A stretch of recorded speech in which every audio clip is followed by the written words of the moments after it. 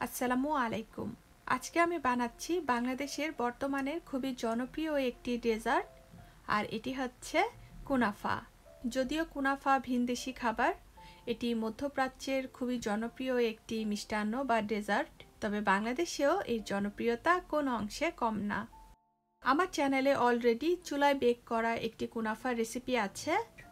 আজকে কুনাফার যে রেসিপিটি আপনাদের সাথে আমি শেয়ার করছি, এই রেসিপির মধ্যে আমি কোনো দামি উপকরণ দিব না, কিন্তু আমি সব উপকরণগুলোই দিব, কিন্তু কোনো দামি উপকরণ দিব না। কনফিউশন? কোনো কনফিউশন না। যেসব উপকরণগুলো আপনি দোকানে কিনতে গেলে অনেক দাম পড়ে যায়, অথচ সেই উপকরণগুলো কিন্তু ঘরেই খুব সহজেই বানিয়ে নিতে পারবেন। নর্মালি তো কুনাফা বেক করা হয়, সেটা এখন আপনি চুলায় করেন বা ওভেনে করেন। আজকে আমি এই কুনাফাটি বেকও করব না, কিন্তু দেখলেন তো বেক করা ছাড়াও কি সুন্দর কুনাফাটা হয়ে গেছে। তো বানানো শুরু করি কুনাফা। কুনাফার জন্য প্রথমে আমি চিনির শিরাটা তৈরি করে নিচ্ছি। এখানে একটি হাঁড়ির মধ্যে আধা কাপ চিনি দিয়ে দিচ্ছি। একটি স্লাইস করা লেবুর রস দিয়ে দিলাম। লেবুর রসের কারণে চিনির শিরাটা ঠান্ডা হয়ে আর জমাট বেঁধে যাবে না। 5-6 টেবিল চামচের মতো পানি দিয়ে দিলাম। চুলাটা ধরিয়ে জাল দিতে থাকবো। জাল দিতে দিতে শিরাটা এখানে ঘন হয়ে গেছে, ঘন হয়েছে, তবে এর মধ্যে কোনো তারের দরকার নেই। যখন শিরাটা ঘন হয়ে যাবে, ঘন একটা আঠালো ভাব আসবে, তখন চুলা থেকে নামিয়ে নিতে হবে। আমার এখানে চিনি শিরাটা হয়ে গেছে, এক সাইডে রেখে দিব। এখন বানিয়ে নিচ্ছি কুনাফার ফিলিংটা। এজন্য এখানে আমি চুলায় 2 কাপ দুধ নিয়ে রেখেছি। দুধটাকে জাল দিতে থাকবো। জাল দিতে দিতে এখানে দেখুন বলক চলে এসেছে। এখন এর মধ্যে আমি দিয়ে দিচ্ছি আধা কাপ থেকে একটু বেশি কনডেন্স মিল্ক। আপনারা যদি কনডেন্স মিল্ক না দিতে চান তাহলে চিনিও দিতে পারবেন, আর মিষ্টিটা অবশ্যই নিজের পছন্দ মতো দিতে হবে। দুধটাকে আরও কিছুক্ষণ জাল দিয়ে নিয়ে দিয়ে দিচ্ছি এর মধ্যে 4 টেবিল চামচ দুধের মালাই। দুধ জাল দিয়ে দিয়ে সর উঠিয়ে এরপর সরটাকে ব্লেন্ড করে নিয়েছি, তো সেটাই এখানে দিয়ে দিচ্ছি। এখানে 4 টেবিল চামচের মতো ক্রিম চিজ। ক্রিম চিজটা আমার ঘরে করা, খুব সহজেই আপনি ছানা দিয়ে ক্রিম চিজ তৈরি করে নিতে পারবেন। আমার চ্যানেলে একটি ক্রিম চিজের রেসিপি আছে, লিঙ্কটা দেওয়া থাকবে। ক্রিম চিজ বাংলাদেশে খুব বেশি অ্যাভেলেবেল না, অথচ ঘরেই কিন্তু সহজে এই ক্রিম চিজটা তৈরি করে নেওয়া যায় এবং কম দামে। মালাই আর চিজটা দিয়ে জাল দিয়ে নিচ্ছি। দুধটাকে আমি ভালো করে মিশিয়ে নিচ্ছি। কিছুক্ষণ জাল দিয়ে নেওয়ার পরে এর মধ্যে আমি দিয়ে দিচ্ছি কর্নফ্লাওয়ার। কর্নফ্লাওয়ারটা 4 টেবিল চামচ দুধের মধ্যে 3 টেবিল চামচের মতো কর্নফ্লাওয়ার মিশিয়ে নিয়ে এরপর এই দুধের মধ্যে দিয়ে দিচ্ছি। কর্নফ্লাওয়ার দিয়ে ভালো করে মিশিয়ে নিচ্ছি যাতে কোনো লাম্পস বা দানা না থাকে।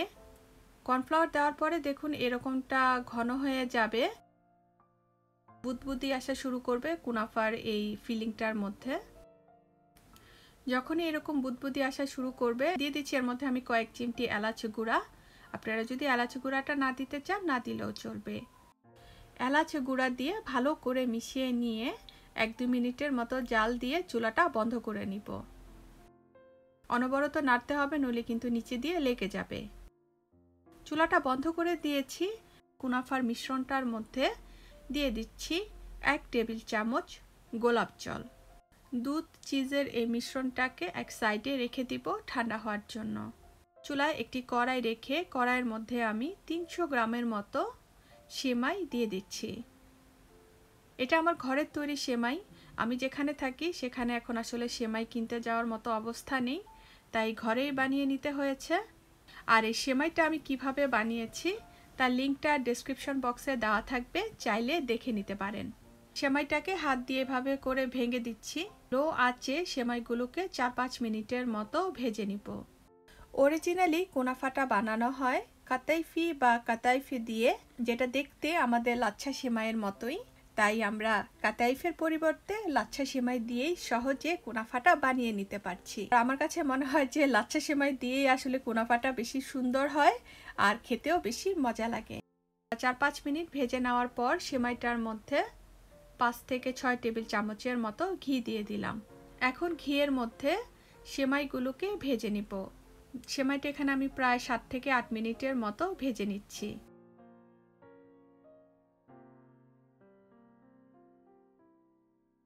ভাজতে ভাজতে সেমাইয়ের কালারটা একটু চেঞ্জ হয়ে গেছে। এখন এর মধ্যে দিয়ে দিচ্ছি 3 টেবিল চামচ গুঁড়া দুধ। সামান্য পরিমাণে 2-3 রকমের খাবার রং দিয়ে দিচ্ছি, এতে দেখতে সুন্দর লাগবে। তবে এটা পুরোপুরি অপশনাল, খাবার রংটা না দিতে চাইলেও কোনো সমস্যা নেই। খাবার রং আর গুঁড়া দুধটা দিয়ে ভালো করে মিশিয়ে নিচ্ছি।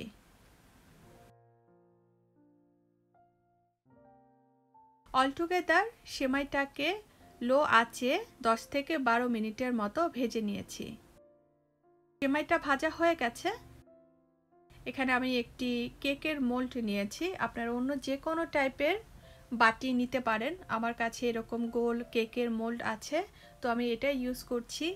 মোল্ডের মধ্যে এরকম একটি প্লাস্টিক মুড়িয়ে দিচ্ছি, যাতে আমি খুব সহজেই কুনাফাটাকে আনমোল্ড করে নিতে পারি।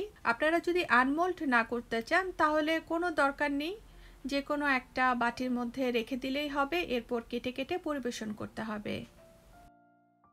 কোনো তেল বা ঘি ব্রাশ করে নেওয়ার দরকার নেই মোল্ডের মধ্যে।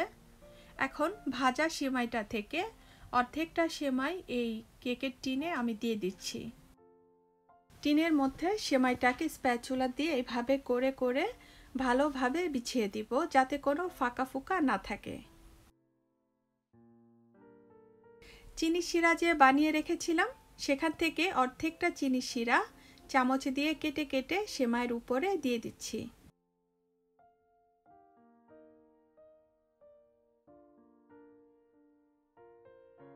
এখন এই কেকের টিনটাকে 10 থেকে 15 মিনিটের মতো নর্মাল ফ্রিজে রেখে দিব।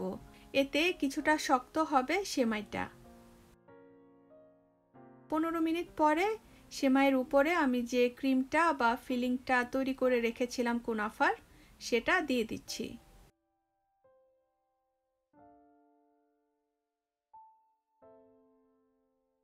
চামচ দিয়ে সমান করে নিচ্ছি।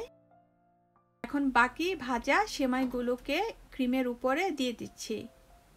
এমনভাবে দিতে হবে যাতে ক্রিমটা দেখা না যায়।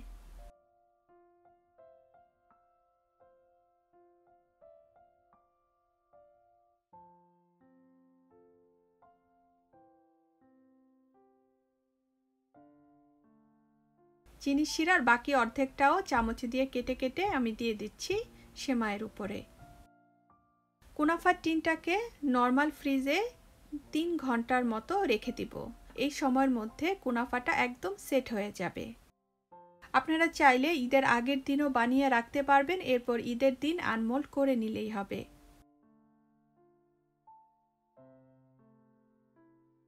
প্রায় 3 ঘন্টা পরে আমি কুনাফাটাকে আনমোল্ড করে নিচ্ছি। কুনাফা টিনের উপর একটি প্লেট দিয়ে উল্টিয়ে কুনাফাটাকে এই যে দেখুন, দেখলেই বুঝতে পারবেন যে আমি কিভাবে আনমোল্ড করে নিচ্ছি। দেখলেন তো কি সুন্দরভাবে কুনাফাটা হয়ে গেল। কি দরকার আর কষ্ট করে বেক করার, যেখানে বেক করা ছাড়াই এত সুন্দর কুনাফা বানানো যায়।